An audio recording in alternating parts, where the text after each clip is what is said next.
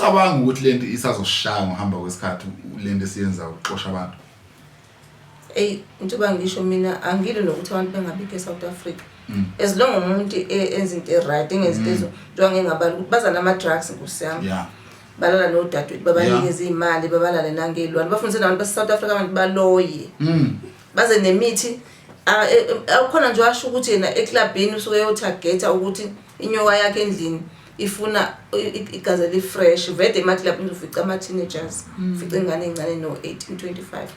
athi endlini kahle kahle kusuke ngesiyena kusokile nyoka le nyoka yayi ngoba ukuthi uyena umkhulu wakhe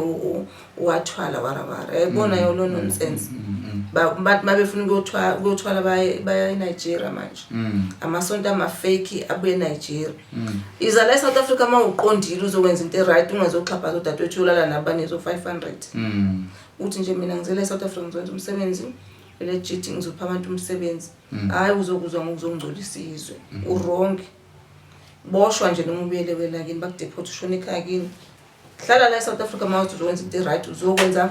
like business and uzoqasha abantu ukuthi bekhona amathuba omsebenzi noma nawe uzoyisebenzela ukusupport umndeni wabo kodwa mawenza into ephambene nomthetho waseSouth Africa ayigubhe